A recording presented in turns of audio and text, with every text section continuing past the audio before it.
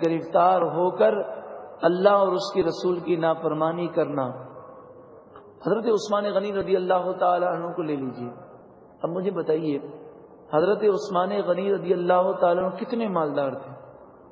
اتنے مالدار تھے کہ پورے پاکستان کے بڑے سے بڑے مالدار ان کی مالداری کا مقابلہ نہیں کر سکتے، لیکن کیا آپ ان کو دنیا دار کہیں گے؟ ہرگز نہیں۔ حضرت عثمان غنی رضی اللہ تعالیٰ عنہ وہ صحابی رسول ہیں کہ جنہوں نے دنیا میں رہ کر اللہ کی راہ میں مال خرچ کر کے دنیا میں رہ کر آخرت کا سودا کر لیا، اور کس مقام پر پہنچے؟ آپ فرماتے ہیں نبی اکرم صلی اللہ علیہ وآلہ وسلم تستحیی منہ الملائکہ، حضرت عثمان غنی وہ ہیں جن سے فرشتے حیا کرتے ہیں، فرشتے بھی ان کا ادب و احترام کرتے ہیں۔ فرمایا لکل نبی رفیق، کروڑ پتی ارب پتی سے بھی زیادہ حضرت عثمان غنی مالدار ہیں، لیکن حضور فرماتے ہیں لکل نبی رفیق، ہر نبی کا جنت میں ایک رفیق اور ساتھی ہوگا، وہ رفیقی عثمان، اور میرا جنت میں ساتھی حضرت عثمان ہوں گے۔ غزوہ تبوک کے موقع پر آپ نے 100 اونٹ حضور کی بارگاہ میں پیش کیے۔ حضور نے فرمایا، آپ نے مال اللہ کی راہ میں دینے کی اور ترغیب دی، تو حضرت عثمان غنی رضی اللہ تعالی عنہ نے عرض کیا رسول اللہ 200 اونٹ۔ حضور نے مزید مال کی ترغیب دی، حضرت عثمان غنی رضی اللہ تعالی عنہ نے عرض کی 300 اونٹ۔ اس موقع پہ حضور نے فرمایا ما علی عثمان ما عمل بعد هذه، آج کے بعد حضرت عثمان کو کوئی عمل نقصان نہیں دے گا۔ اور ترمذی کی روایت ہے کہ 1000 اشرفیاں، سونے کی اشرفیاں، 1000 اشرفی کا مطلب ہوتا ہے 4 کلو سونا۔ ایک اشرفی تقریباً 4 گرام سے زائد کی ہوتی ہے، تو 4-4.5 کلو سونا حضور کی بارگاہ میں پیش کیا حضرت عثمان غنی رضی اللہ تعالی عنہ۔ تو نبی اکرم صلی اللہ علیہ وآلہ وسلم نے 2 مرتبہ آپ کو جنت کی بشارت عطا فرمائی۔ بیعت رضوان کے موقع پر نبی اکرم صلی اللہ علیہ وآلہ وسلم نے اپنے دائیں ہاتھ کو بائیں ہاتھ پر رکھا اور پھر فرمایا یہ میرا ہاتھ حضرت عثمان غنی کا ہاتھ ہے۔ اپنے ہاتھ کو حضرت عثمان غنی کے ہاتھ سے آپ نے تشبیہ دی، اسی وجہ سے صحابہ کرام اپنے ہاتھوں کے مقابلے میں حضرت عثمان غنی کے ہاتھ کو افضل سمجھتے تھے۔ مسجد نبوی شریف کے لیے جگہ کی ضرورت ہوئی تو حضور نے فرمایا کون ہے کہ جو مسجد نبوی کے لیے جگہ پیش کرے اور اس کے بدلے جنت میں اعلیٰ جگہ حاصل کر لے؟ تو حضرت عثمان غنی نے مسجد نبوی کے لیے جگہ پیش کی۔ جب بیر روما، وہ مدینے کا کنواں جو مدینے میں ایک ہی میٹھا کنواں تھا، جب حضور نبی کریم صلی اللہ علیہ وآلہ وسلم نے حضرت عثمان غنی رضی اللہ تعالیٰ عنہ کو اور دیگر صحابہ کرام کو اس کنویں کے خریدنے کی ترغیب دی، تو حضرت عثمان غنی نے اس کنویں کو خرید کر جنت کا سودا کر لیا۔ اب مجھے بتائیے، کیا حضرت عثمان غنی رضی اللہ تعالی عنہ کو کیا کوئی دنیا دار کہہ سکتا ہے؟ اس قدر مال ہونے کے باوجود آپ نے کبھی مال کیا حرص اور لالچ نہیں کیا، آپ کے دل میں مال کی محبت نہ تھی، بلکہ آپ دن رات اللہ کی راہ میں مال خرچ کیا کرتے تھے۔ اور آپ کے مال خرچ کرنے کا عالم یہ تھا کہ روایتوں میں آتا ہے کہ نبی اکرم صلی اللہ علیہ وآلہ وسلم نے ایک تنگ دست کو اناج لینے کے لیے حضرت عثمان غنی کی آپ کے گھر بھیجا۔ حضرت عثمان غنی کے گھر پر وہ پہنچا، دستک دینے ہی والا تھا کہ اندر سے حضرت عثمان غنی کی یہ آواز آئی کہ آپ اپنی زوجہ کو یہ پوچھ رہے تھے کہ بڑے افسوس کی بات ہے، رات کو تم سو گئی اور چراغ بجھانا کیوں بھول گئی؟ چراغ پوری رات جلتا رہا اور تیل کا نقصان ہو گیا۔ تو اس نے سوچا کہ جو تیل کے لیے اتنا کڑ رہے ہیں وہ مجھے کیا دیں گے، مجھے تو بہت زیادہ ضرورت ہے۔ واپس جانے لگا، پھر خیال آیا کہ حضور پوچھیں گے تو میں کیا جواب دوں گا۔ پھر دوبارہ حاضر خدمت ہوا، دروازے پر دستک دی، تو اسی وقت حضرت عثمان غنی رضی اللہ تعالیٰ کے پاس باہر سے مال آیا تھا۔ تو آپ حضرت عثمان غنی رضی اللہ تعالیٰ عنہ اس شخص کو لے کر خیمے میں گئے اور فرمایا دیکھو یہ اناج موجود ہے، تمہیں اللہ کے رسول نے بھیجا ہے، اس میں سے جتنا تمہیں چاہیے اٹھا کر لے جاؤ، یہ تمہارا ہے۔ تو جب اس نے یہ سنا تو خاموش آپ کا منہ دیکھنے لگا۔ آپ نے فرمایا کیا ماجرا ہے؟ تو کہنے لگا کہ یہ ماجرا ہے کہ آپ اس چراغ پر اتنا افسوس کیوں کر رہے تھے؟ آپ نے فرمایا بات دراصل یہ ہے کہ وہ پوری رات جلتا رہا، تیل کا نقصان ہو گیا، وہ کسی کے کام نہیں آیا، فضول نقصان ہو گیا، تو فضول مال ضائع ہو تو اس پر افسوس ہونا چاہیے، اور جو میں تمہیں دے رہا ہوں یہ اللہ کی راہ میں، اور اللہ کی راہ میں مال دینے سے ضائع نہیں ہوتا۔ حضرت عثمان غنی رضی اللہ تعالیٰ عنہ کس قدر اللہ کی راہ میں مال دیتے تھے، آپ اس سے اندازہ لگائیے۔ صرف ایک غزوے کی بات کر رہا ہوں، حضور نے کئی غزوے لڑے ہیں، لیکن ایک غزوے میں، غزوہ تبوک میں، حضرت صدر الافاضل مولانا نعیم الدین مراد آبادی علیہ رحمہ تفسیر خزائن اور عرفان میں آپ ارشاد فرماتے ہیں کہ آپ نے اس ایک غزوے کے موقع پر 10,000 دینار دیے، جس کی موجودہ ویلیو تقریباً 45 کلو سونا بنتا ہے، اور آپ نے اس کے علاوہ 10,000 مجاہدین کا پورا خرچہ دیا، اور اس کے علاوہ 900 اونٹ دیے اور 100 گھوڑے دیے۔ یہ ایک غزوے میں آپ کی سخاوت کا یہ عالم ہے۔ حضرت عثمان غنی رضی اللہ تعالیٰ عنہ کے متعلق اگر کوئی یہ سمجھے کہ وہ دنیا دار ہیں تو کتنی بڑی کوتاہی ہے۔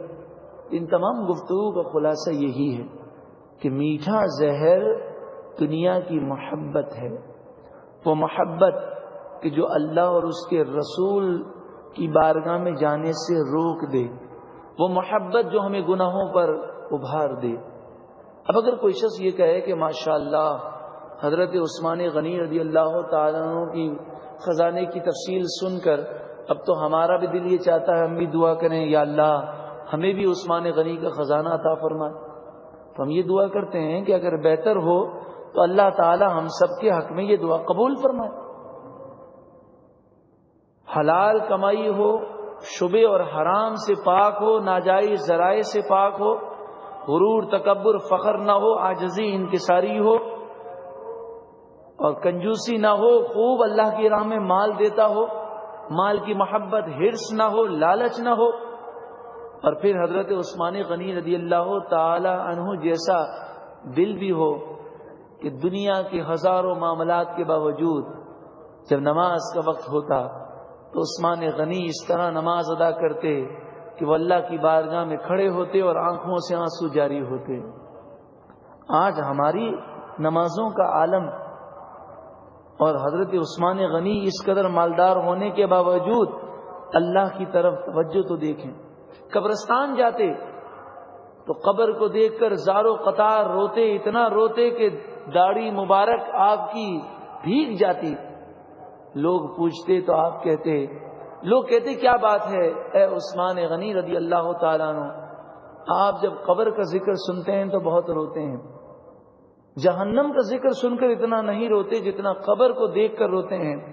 آپ یہ ارشاد فرماتے بھائیوں، قبر آخرت کی منزل میں سے سب سے پہلی منزل ہے، اس میں کامیاب ہو گیا تو بقیہ منازل بھی کامیاب ہے، اور اس میں ناکام ہو گیا تو اگلی منزلیں بھی ناکام۔ اگر ایسی سوچ مل جائے تو پھر سبحان اللہ، لیکن ایسا عام طور پہ ہوتا نہیں۔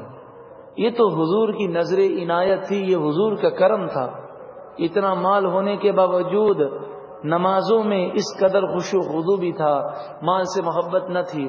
لیکن آج ہمارا تو یہ عالم ہے الامان والحفیظ، اگر ایک بزنس کر کے آ جائیں، ایک سودا کر کے آ جائیں تو نقصان ہو جائے تو غم کے اندر کتنے دنوں تک نماز میں دل نہیں لگتا، اور اگر نفع ہو جائے تو خوشی میں دل نہیں لگتا۔ کون سی ایسی نماز ہے کہ شروع سے لے کر آخر تک 2 رکعت بھی ہم نے توجہ سے ادا کی ہو؟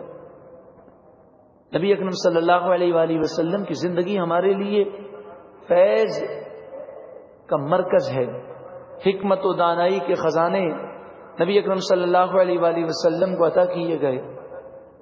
نبی اکرم صلی اللہ علیہ وآلہ وسلم نے ہمارے لیے کیا نمونہ پیش کیا؟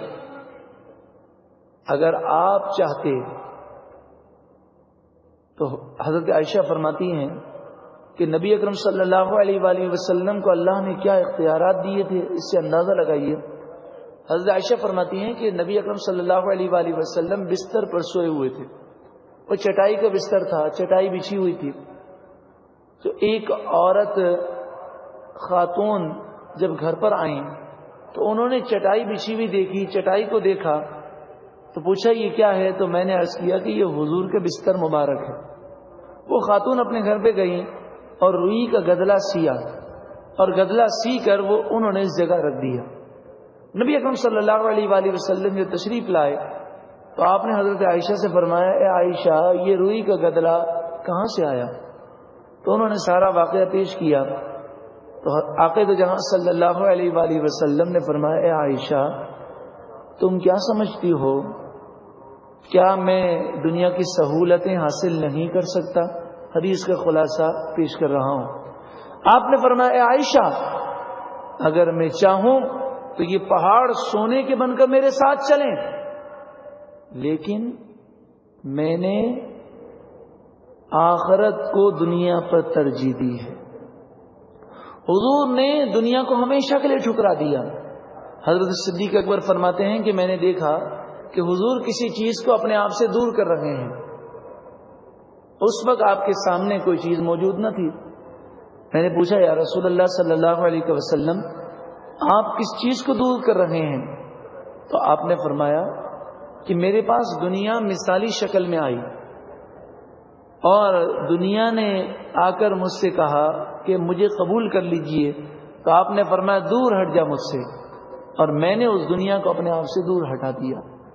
نبی اکرم صلی اللہ علیہ وآلہ وسلم سے صحابہ کرام نے عرض کیا، رسول اللہ صلی اللہ علیہ وسلم یہ بستر بہت سخت ہے، کچھ نرم بستر رکھ لیجئے۔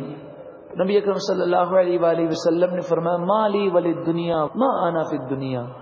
آپ نے فرمایا مجھے دنیا سے کیا لگاؤ، الا کراکب استظل تحت شجرۃ ثم راح وترکہ۔ میری مثال تو ایسے ہے کہ جیسے ایک مسافر ہو، وہ سونے کے لیے آرام کے لیے کسی درخت کے سائے میں آرام کرتا ہے اور پھر سوار ہو کر روانہ ہو جاتا ہے، مجھے دنیا سے کوئی لگاؤ نہیں۔ نبی اکرم صلی اللہ علیہ وآلہ وسلم نے دنیا کو ٹھکرا تو دیا، لیکن پھر بھی ہمارے لیے نمونہ پیش کیا۔